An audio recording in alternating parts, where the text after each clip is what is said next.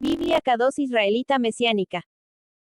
Genealogía de Jesucristo. Esta es la genealogía de Yeshua HaMashiach, hijo de David, hijo de Abraham. Abraham fue el padre de Yitzhak, Yitzhak fue el padre de Jacob, fue el padre de Yahudá y sus hermanos.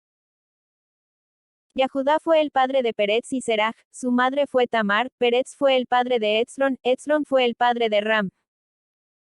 Ram fue el padre de Aminadab, Aminadab fue el padre de Nachshon, Nachshon fue el padre de Salmón. Salmón fue el padre de Boaz, su madre fue Rahab, Boaz fue el padre de Oft, su madre fue Ruth, Oft fue el padre de Yishai. Yishai fue el padre del rey David, David fue el padre de Slomó, su madre fue la mujer de Uriyá. Slomó fue el padre de Rehabeam, Rehabeam fue el padre de Abiyá, Abiyá fue el padre de Asa. Asa fue el padre de Jehoshafat, Jehoshafat fue el padre de Joram, Joram fue el padre de Uziyá. Uziyá fue el padre de Yotam, Yotam fue el padre de Ahaz, Ahaz fue el padre de Hizquiyá. Hizquiyá fue el padre de Menasé, Menasé fue el padre de Amón, Amón fue el padre de Yoshiyá.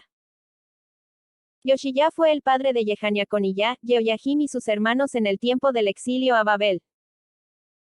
Después del exilio babilónico, Jehania fue el padre de Shealtiel, Shealtiel fue el padre de Zerubabel. Zerubabel fue el padre de Abiud, Abiud fue el padre de Abner, Abner fue el padre de Eliakim, Eliakim fue el padre de Asur. Asur fue el padre de Sadoc, Sadoc fue el padre de Yahin, Yahin fue el padre de Elihud. Elihud fue el padre de Eleazar, Eleazar fue el padre de Matan, Matan fue el padre de Jacob. Jacob fue el padre de Yosef, el esposo de Miriam, de quien nació Yeshua, quien fue llamado el Mashiach.